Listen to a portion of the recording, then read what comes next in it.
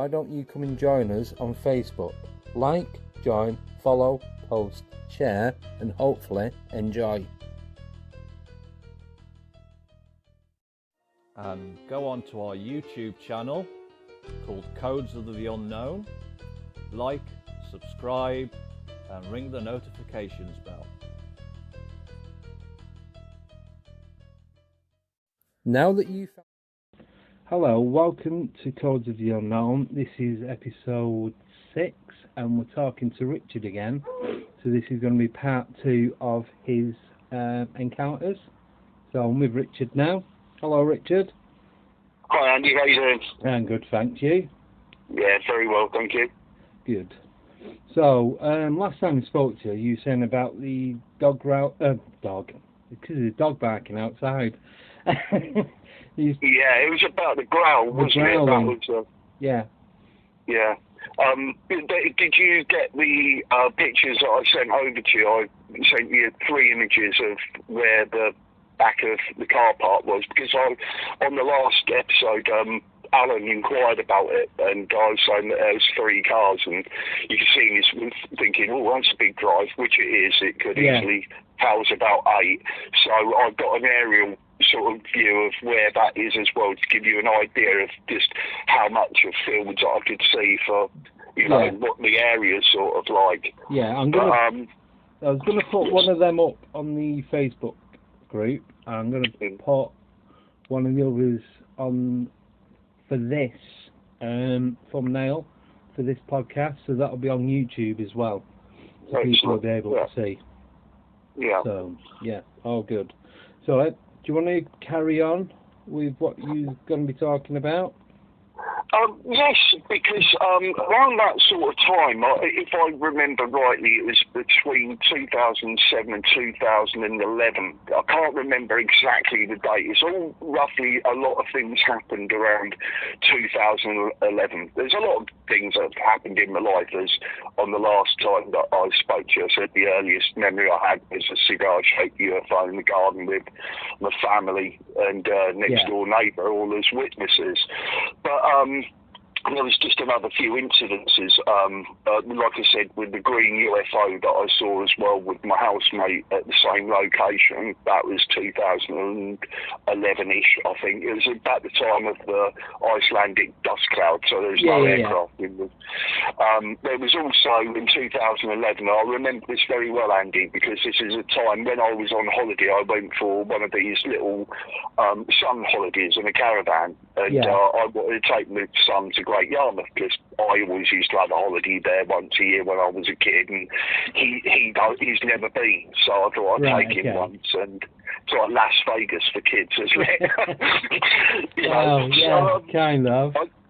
I took him there, and we went to the Haven holiday park in Great Yarmouth, and it's right at the very end of the seafront. Yeah, and you can walk all the way down. It's about... I know where you mean. You know what I mean, but it's about 2.5, 3 miles or so, isn't it? Yeah, you go past the Palladium to get to it, and you just carry straight on that road, and then it's over to the left facing the sea, isn't it? Is that the one? Yeah. Yeah, if you follow the road, just one road, it goes all the way past all the amusements and seafront, and take you right into the docks where you can watch all the big liners and freights being, done up and stuff. Well, anyway, we got to this place, and the first night we were there, it was about 7 o'clock at night, and it was October, strangely enough. I remember it.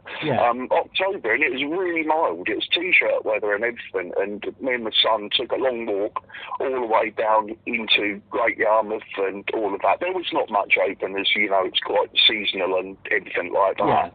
But we walked the whole entire way, all the way down into the docks. By the time that we got into the docks, it was pretty dark. It was very dark. The lights were all on and stuff like that, which made the docks even better, because all the ships that were in for painting and, you know, maintenance and stuff was all lit up and it looked really lovely. So as we was walking back out, as though to go back home, my son was walking in front of me, so maybe 15, 20 foot or something. And as we was walking back, 3 UFOs crossed straight in front of us. And he turned around and looked at me, and I looked at him. I said, "Did you see that?" And he said, "Yeah." And I said, "What did you see?" And he said, "I don't know." Really? And bearing in mind, my son must have been about 10 at the time. Right. Or something like that, and he really looked worried, and I've never seen anything like it. It was like three, like a pyramid shape, but in three orbs travelling along the sky at a constant speed, but it looked more, not regimented like you'd see like red arrows side by side or anything like that. This thing looked like, you know, they were, even though they were lined up, one was going a little faster than the other caught it up, and then the other slacked off, and then it, but still in tandem of the triangle. They were staying together, but no particular pattern. Yes, it was just, it wasn't, it didn't seem like them three were in a triangle of one object, if you understand what I mean. It seemed like there were three separate objects flying across, and even though it was in formation, it wasn't like a strategic formation where, like I said, the aeroplanes would pretty much keep as close as possible in regimented formation. These didn't seem as uniform as that. So right, got you. And he saw that, and that very same night as well. I mean, I was very miffed over that, and he still remembers it till this day. Yeah. You know, and when we went back to the caravan and everything, it was about, I don't know, 11:30, 12 o'clock at night by the time we'd had our long walk and everything. Yeah. And I went outside the caravan to have a cigarette, and I was just standing there for about 2 or 3 minutes and stuff, just because it was right next to the, I think there was a race course or something nearby, where we had the caravan. Sorry? Is it a dog track down there? Yeah, something like that. Yeah, there was one right next to us where we went to the park. We had the furthest caravan away, which was nice for me because there was no light pollution or anything like that, and I didn't think anyone went there. Yeah, there was something there. I didn't know whether it was a race course or dog track or something like that. I know they've got a dog track, but I don't know if I'm thinking of the right area. It could actually be that, actually, Andy. Yeah. It could actually be that. I never really inquired as much. When you're seeing these, where was he travelling? Because you said you're right on the coast. So was he coming inland, going outland, or inland, going outland? Yeah, very good question. Sorry about that. Yeah, inland, going outland from the land going out to the sea. Right. And it kept going until we couldn't see it anymore as well. Yeah, right. So was he moving slow, fast, or? Fast. I would say 3 seconds it was gone. Really? Yeah. Like and then it was that's quick, isn't it? You know, for both of us to see that at height as well. Yeah. You know. How high do you think he was, roughly? You have any idea? Do you know what? I wouldn't even like to hazard a guess. I really wouldn't. I've thought of this before, and still I don't know. I don't know if these orbs were the other side of, say, a cloud, because they were misty, sort of. They wasn't bright or like a torch or anything like that. These were sort of like dim mist balls, but 3 of them, and they shifted. Wow. But that same duration, like I said, that night, as I went out for a cigarette, and I was just out there for about 3 or 4 minutes, sort of say. I was looking around and obviously back up in the sky because I'm still miffed at what I saw. And I saw another one. This one was a singular one that had a strange pulsating pattern to it, where it pulsate and power up, then dim down, then do it again, then dim down, then do it again. It done that about 5 or 6 times. Was this the same night? Sorry to butt in. Same night, same night. Same night. It's about maybe 2.5 hours after the incident. Oh, right. You know, so I'm at a guess. I would say once we got down the docks from doing the long walk and stopping and showing him this and explaining him that might have taken about 2 hours.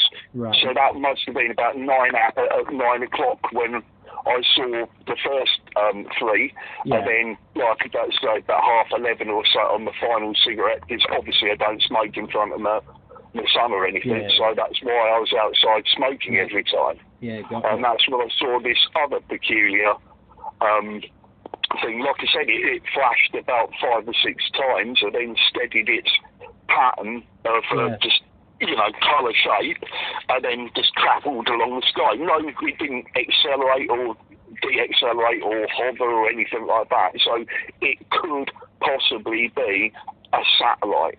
Right. But I don't know. And compared to what I saw previous, it's just a bit fishy. Yeah. And obviously we've all seen satellites go over the sky before, haven't we? Yeah. So was this travelling the same direction as the others? No, it wasn't actually. It was going across mainland. So it wasn't going out towards the ocean or anything. So it'd be going north to south then? Yeah. Yeah. Yeah. Because obviously, just for people that don't know, Great Yarmouth is on the east coast of the UK. Correct. Which goes out. Well, I think the nearest point when I looked at it on a map was either the Netherlands or Norway. I can't remember which one. In the direct line, you're looking straight out, so you're looking east. So the initial ones were going west to east, and this one, what way would you say it was travelling? Yeah, mainland, so it's north. There you go, north. It's travelling north. Yeah, say northeasterly. Yeah. If there's an in-between, but more like north. It didn't seem to, it'd be skimming the sort of coast sort of thing, so. Yeah, right. And how long did you see that one for? Just about a few seconds again, maybe 5 seconds, 5, 6 seconds as it went across, and it pulsed. It went out of sight. And, I've seen quite a few more like that as well. Again, this is back at the property that I had where I was living around near the fields and stuff. Yeah. Again, out for a cigarette, I'd seen another one power up exactly like that, a bright light in the sky. And at the time, my son came out to see me because I'd been out for about 10 minutes and he wanted to put some video game on that he didn't know how to do, but only dads can do these things. And as he come out, he said, "Oh, what are you doing?" I said, "Just looking at the sky," and all of that. And then again, I saw something move across, and so it went really, really bright in the sky. Yeah. And he saw it as well, and then just dimmed off, and then just disappeared. I said, "Do you see that?" He said, "Yeah, come on, let's go inside," like kids do. He was quite spooked over it. There's no meaning. But again, this is all around the 2011 period, mate. Right. All of these strange occurrences have happened. Around the same. Yeah. And as soon as I saw that, the previous one that I said on the last video that we did together about the green UFO, when my housemate saw it after that incident, and he told his friends and other fellow housemates, they used to make it a little ritual of going outside every now and again and standing out there looking at the skies for about 2 or 3 hours at night. See, that and then shout up at me and say, "Richie, we've seen something," and this, that and the other. See, I do that quite a lot. I'll stand in the garden, not so much in winter because it's too cold. But in the summer, lovely, isn't it? Especially at weekends, if having a drink and that, and sat in the garden, having a barbecue, I'll be looking up at the sky. Very rare. Never. I've not seen anything other than what I think may be satellites. Satellites, moving across sort of slowly in formation and stuff like that. You can tell when a satellite, even with the naked eye. But I've never seen any pulsate. Never, not that to my knowledge that I remember, is ever seeing any pulsating lights, anything like that. Not like how you've described it. Yeah, I've seen loads. I have, honestly. I've seen quite a few things in the time. But then boys claimed that they saw quite a few things as well. The lads, obviously I shared the information with them, Cameron, that I, saw the stuff. And he's the one that's father knew all about the UFOs up in Scotland and the Isle of Bute and stuff like that. It's well known around them parts for strange occurrences. So they've all got decent lenses and binoculars and this, that and the other. Cool. Yeah, so I've seen quite a few. There's quite a few others, but we can come to those another time if you want. Yeah, we can save that for the next ones. Keep everyone interested. Yeah, of course. But I've had a lot of ghostly experiences as well. Yeah, I was going to say, just quickly, sorry, because you mentioned last time that you had a few ghost encounters, so we was going to move on to that, but then I remember you saying that you still had a couple of UFO ones that were kind of linked to the last ones that we talked about. Yeah. Yeah, but the ghost ones that I've had are quite strange in its own right, because there was one that was definitely a haunted house, and I picked it up from the moment that I went in. I don't think it was bad or anything like that, but there was a lot of strangeness that was going around regarding that. Yeah, can I just put in quickly, just so the listeners know that you have, I suppose, an ability, so that when you go anywhere, an ability that you can pick up vibes, I'd say. Yeah, like you can feel energies, and whether it's good or bad, and you get all the notions and feelings and that, don't you, when you go to a place? Yeah, absolutely. So as though it sits with me daily and I can turn it off and on willy-nilly. Yeah. Like that, it's a strange thing that just kicks in.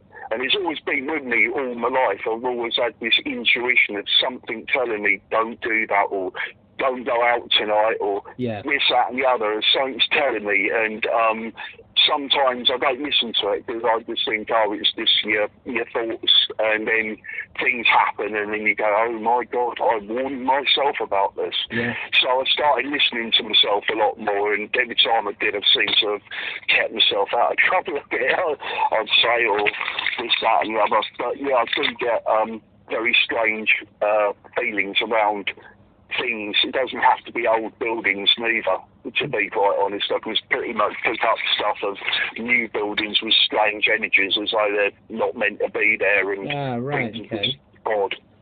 Yeah, so I can pick that up. I'm very good at that. Yeah, and you know how to control it as well, like you said, don't you? Sorry? You know how to control it and use it?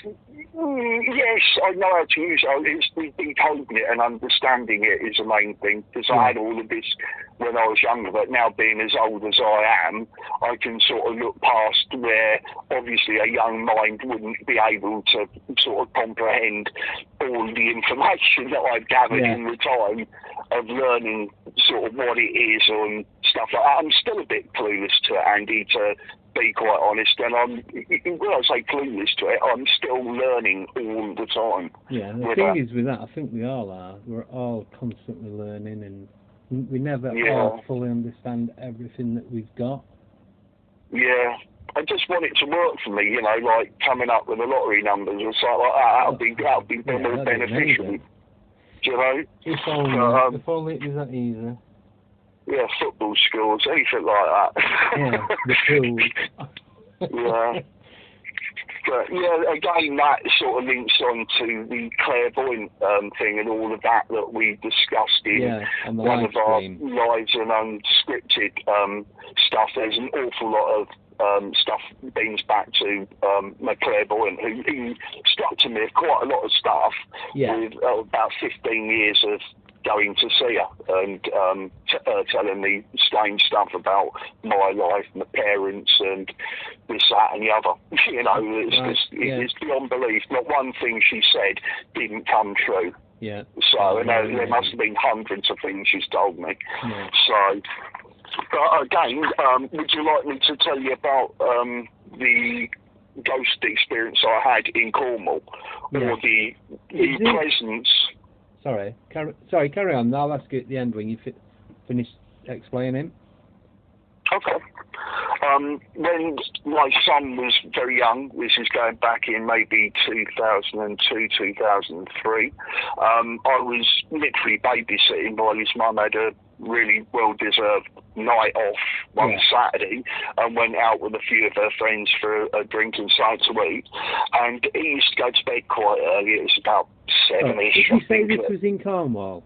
In Cornwall. This is Newlyn in Cornwall. So was you living down there at the time, or? on holiday?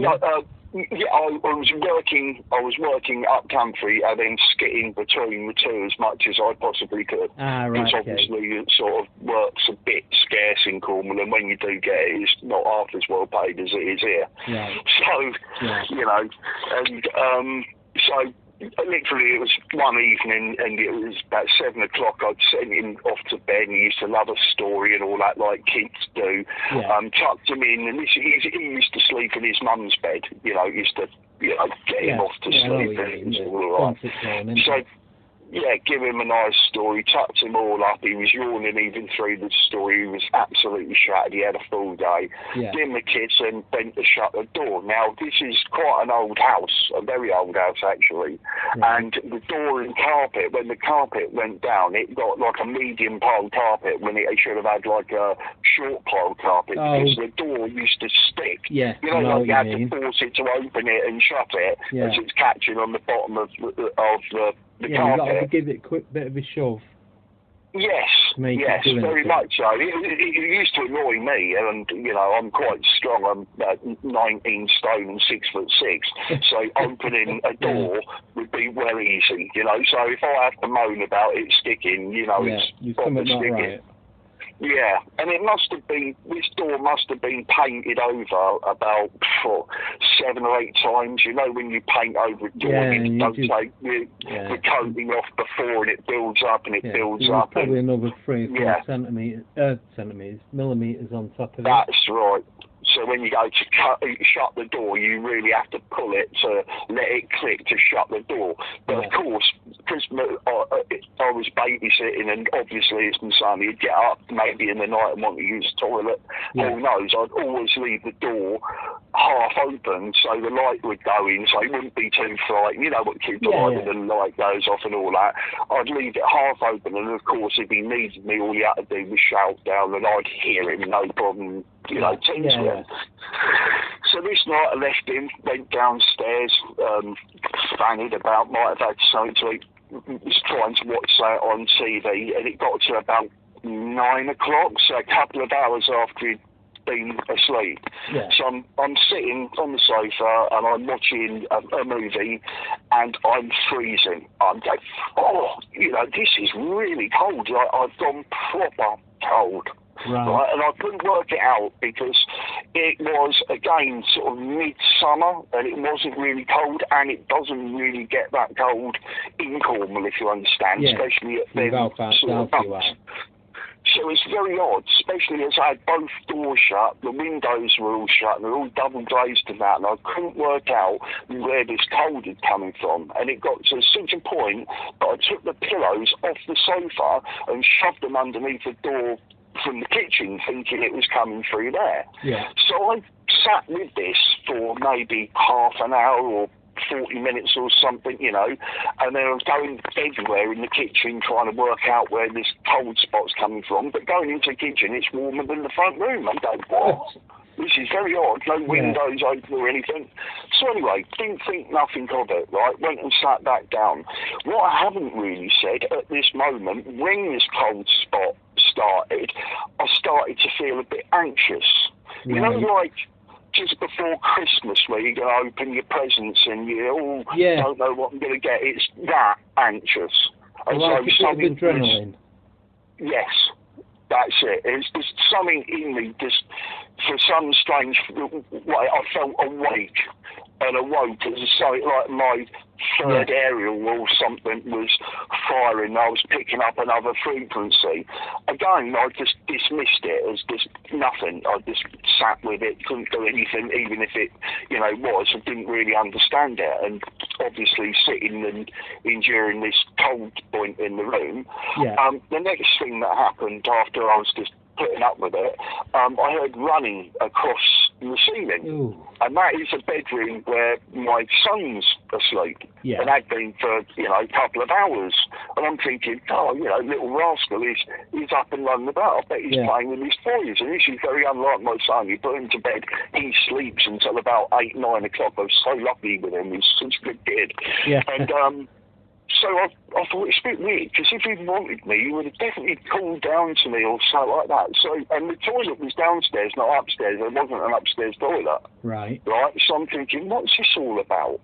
Right? Yeah. So immediately I go straight up to the hallway, listen up, don't hear a thing. Not a thing. Right? I'm thinking, that's a bit weird. I would have heard him, you know, rustling about or something. So anyway, I went up the stairs, went over to the door of the bedroom. The door of the bedroom shut, Andy. Right? Like I said, I never shut that door. Right? Because it's such a arse to get open and shut, and he's trying to sleep, and if he needed the toilet, there's no way that kid's opening that door, and he could be shouting the other side, Dad, and I probably wouldn't hear him if I had the TV up or whatever.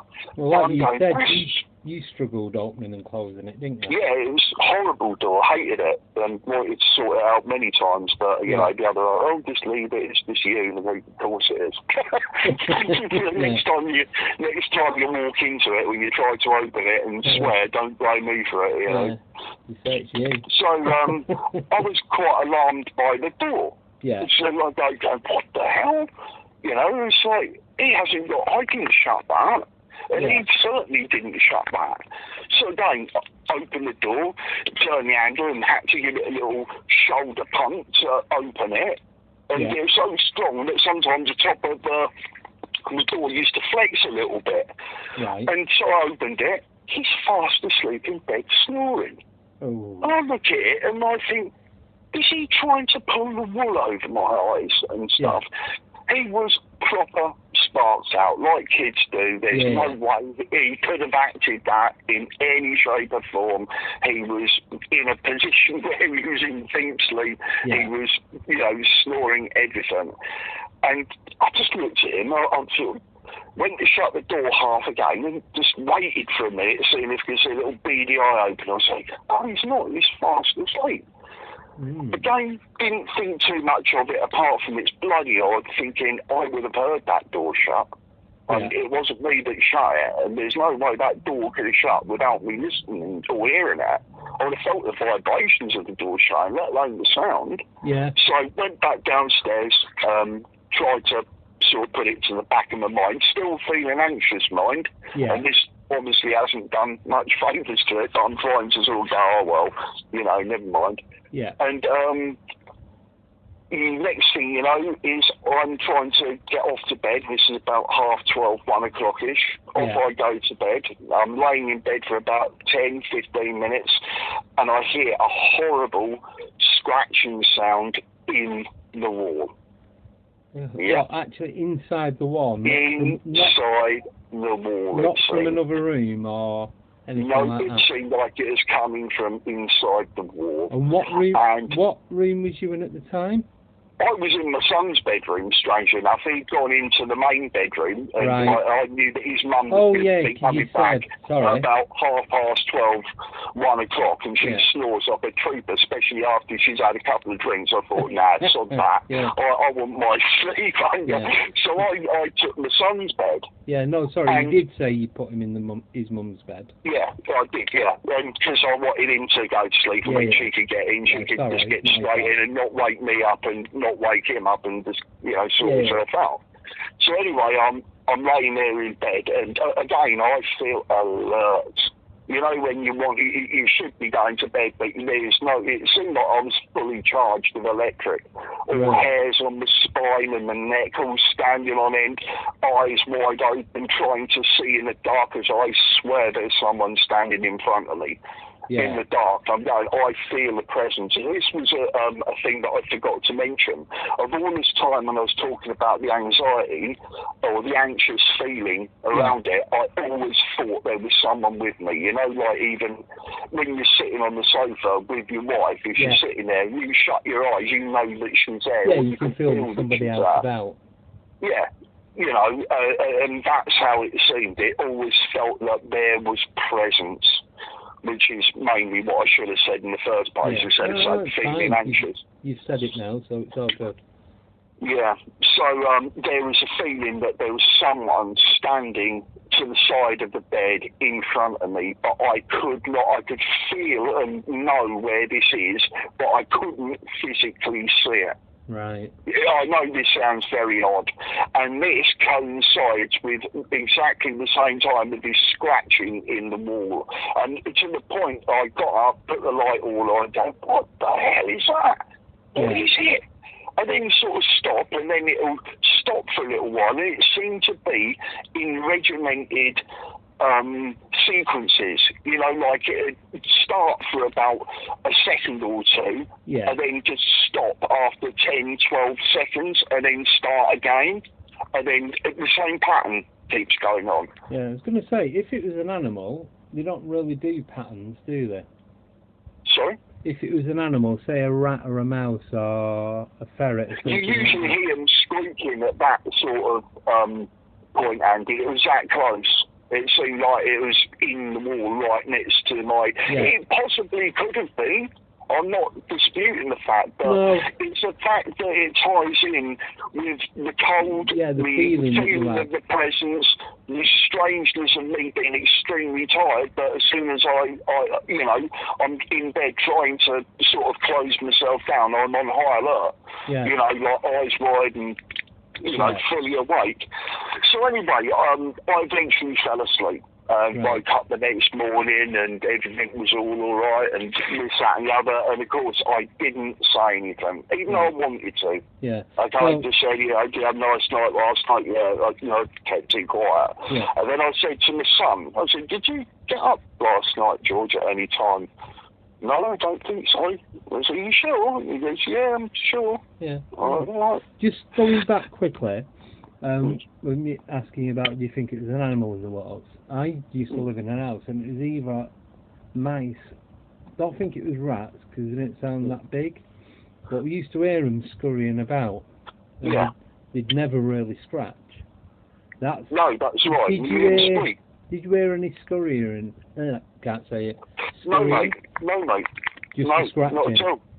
Yeah, it was just as though if I was the other side of a wall, a thin wall to you, like say a caravan, say, and I started scratching down the wall, or if you was in the toilet and someone's the other side of the toilet door started scratching on the sort of door. Was it just in one spot, or was it up and down the wall? That's what I tried to locate when I turned the light on, when I just thought I've had enough of this. Yeah. You know, because I was really pissed off, excuse the French, but I wanted to go to sleep. Yeah. You know, I wanted to go to sleep. I couldn't be bothered with all of this, especially after all the other shenanigans as well. It was too much. Yeah. So I wanted closure. So I did get up and I was putting my ear against the wall at different points, and I could not locate where it was coming from. And of course, you have to wait for the sequence to go again before you can quickly go round and put your hand to see if you can feel any vibrations and stuff like that. Yeah, and did you? Did you feel any vibrations? No. So no. Was it just coming from... Couldn't find out where the vibrations were, even though it was close right to me, and you should be able to locate it. Yeah. So was it coming just from the one wall? I think so. It seemed to be coming from the wall that was, you know, directly to me where I was facing at the time, which would be the master bedroom where my son was, who was fast asleep in bed. So it was between rooms, it wasn't an outside wall? That was my next question. No, it wasn't an outside wall, no. Right, so it was an interior. Yeah. So, you know, like you said, it could possibly be some sort of rodent. No, but what you're saying, you heard footsteps running across upstairs. Exactly. That's what I'm saying. It's relevant. Of anxiousness. Yeah. And then there's like a rhythmatic scratching going on. Correct. Yeah. I don't think that'd be rats or mice, to be honest. I personally don't think so, but you have to go, like I'm saying, even with the cold spots, you have to go through logical sort of, oh yeah, definitely, you know, things to eliminate a lot of things before you start clenching on to whatever you think it might be, otherwise, yeah, or whatever it is. You know, some of it might not be, but the case of the door in itself and the feelings before all that. the door had closed, hadn't it? And you never shut it because of how difficult it is. So how long was the scratching going on? It went on for, I would probably say, probably about 45 minutes to an hour. Oh, right, so quite a while then. Oh, yeah. Oh, I thought you were going to say I was really angry over it, you know. No, I thought you were going to say 10 minutes. No. It just went on for a while. I was getting sick of it. That's why I had to get up and think, if I don't put a stop to this or find out where it's coming from, this is going to plague me all night. I'm going to end up falling asleep at about 6 in the morning and then waking up and looking like, you know, a tramp. So I did actually try, but I couldn't find anything that sort of, you know, even remotely, sort of even come to the point, and it's God's honest truth, I even got to the point, I even punched the wall a few times, you know, with the outside of your fist. Yeah. You know, not a direct punch, like angry, sort of like. I know what you mean. Yeah, just to get a little bit of an echo into the wall as though, you know, whatever it is, FO, you know, I'm trying to sleep. Yeah, so you know, did you notice there's any different smells or anything else unusual that you wouldn't normally happen at that time? No, I didn't. No, there was no smell of, you know, any sort of odour of any kind. No light coming from anywhere?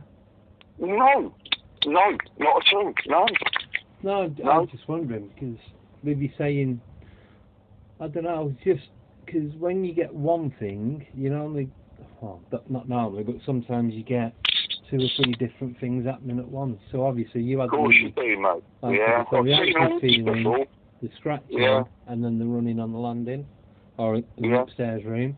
So was it a large house? No, 2-bedroom. Right. But well built. Yeah. Well built. You know, the good old days where houses were really good. Yeah. Like a service. So it's not, you'd notice if someone had got in or anything like that. Notice what? If anyone had got into the house. Oh, absolutely. There's no way of that. No, there's no way anyone could have come into our house. No. It's all locked up like Fort Knox at night, you religiously do, and I'm too good to sleep through anything like that. I'd be alerted to it. They'd make a noise downstairs and go, what's that? You're up straight away. No, I'm just thinking of different possibilities, that's all. Oh, absolutely. No, I welcome them. Really. Yeah. So did it ever happen again? No, it didn't. Nothing similar? Well, this is what I'm coming to, you see, because obviously all that happened. I kept quiet, you know, the days turned into, I think it was a couple of weeks or something, maybe a month, can't remember, this going back sometime, like I say.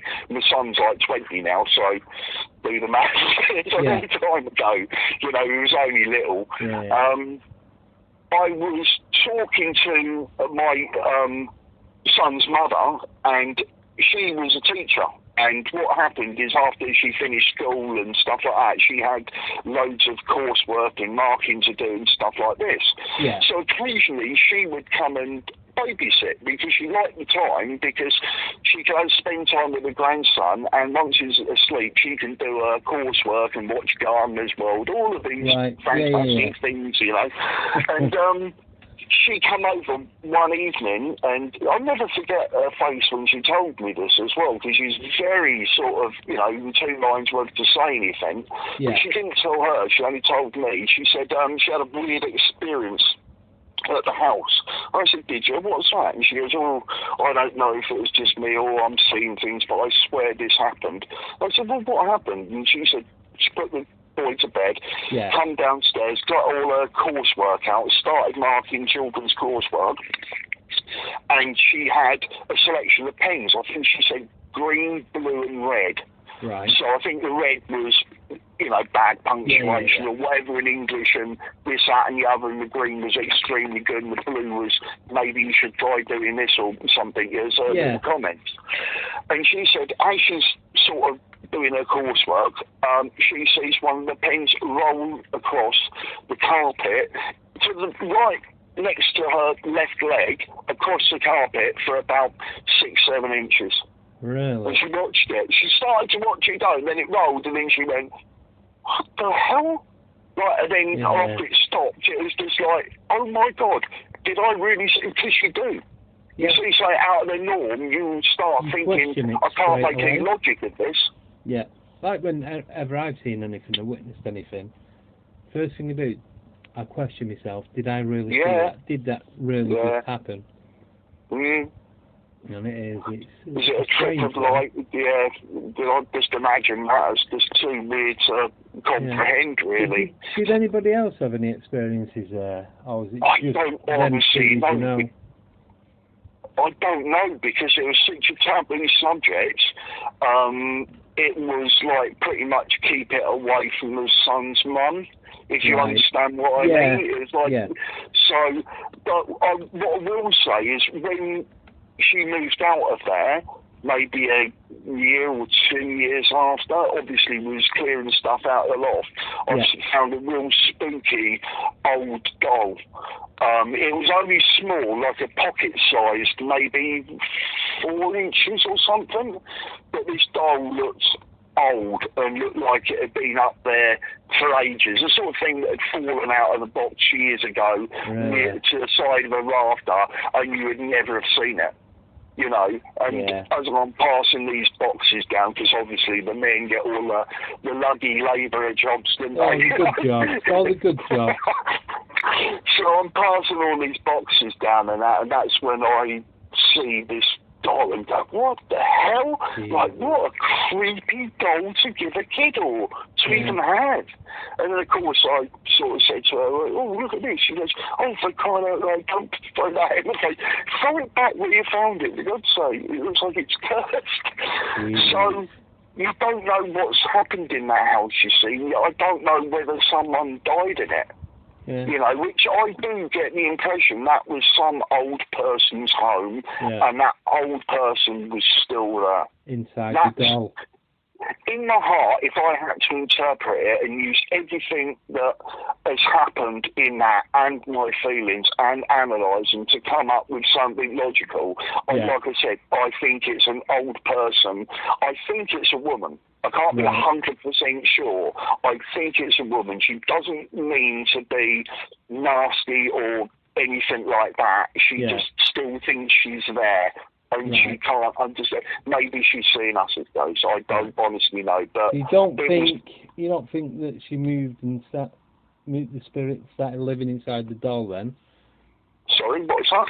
That when she died, her spirit moved and started living inside the doll? Absolutely, mate. As you well know, that as we learned through research, there's a lot of spiritual attachment to items. You know, and it doesn't necessarily mean that, you know, someone lived most of their life at this and was well known for this sort of place. They might actually haunt somewhere else where they've left something of theirs or something, like you said, something in the loft, something buried, you know, something in the garden, you know, this, that and the other. It's pretty much the soul keeps coming back to somewhere that they loved or spent the majority of their happy times. So, quick question.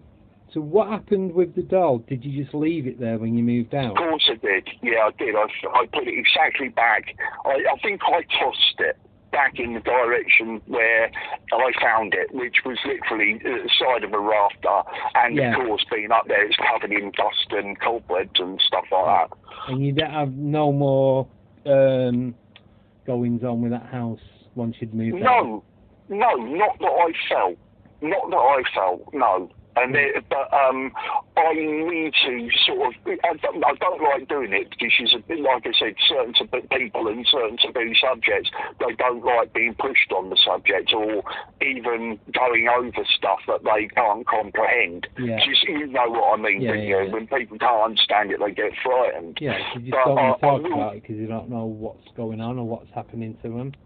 Yeah, but I will push a little bit more for that, because I haven't. I really, really respect people. If they want to talk, they talk. If they don't, they won't. You see, but I will try a little bit. I know definitely Hernan will talk about it. Yeah. But I don't know whether the boy's mum would. Right. But to find out a little bit more. Yeah, no, that'd be great. Happened. That'd be great if you could get some more information on it all. But no, I was going to say, because if there was, I'm not saying it is a doll, but there are a lot out there. Like you got Robert the doll and Annabelle, a couple more that can't think of them. But you do get a lot where things like that, especially kids' toys, that get possessed. Yeah, absolutely. Or the spirit uses them as a way of communicating. Yeah. Well, I totally agree with you in every way. You know, I've tried to look at things logically, and you only get so far, and then you get more answers when you look at things that are outside of the box, just in the realms that we research and start coming up with. And it's one of these interesting, unknown, but very common occurrences people have. Yeah, definitely. But I've seen orbs, like, physically seen orbs with my eyes quite a few times. Not just there, I've only witnessed that, say, once there. Right. And that was in the bathroom, so I don't know 100% if they were proper orbs or some sort of, I don't know, something conjured up by maybe condensation or something. It didn't seem that.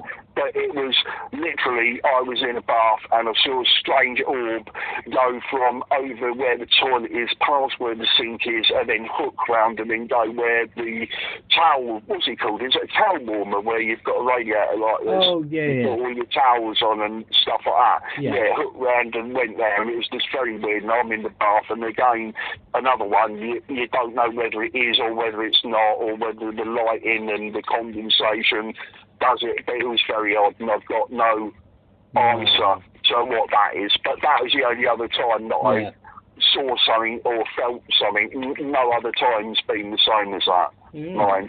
But I will probe into that a lot more for you, mate. Yeah, no, that'd be great, and then we could possibly do an update of this podcast.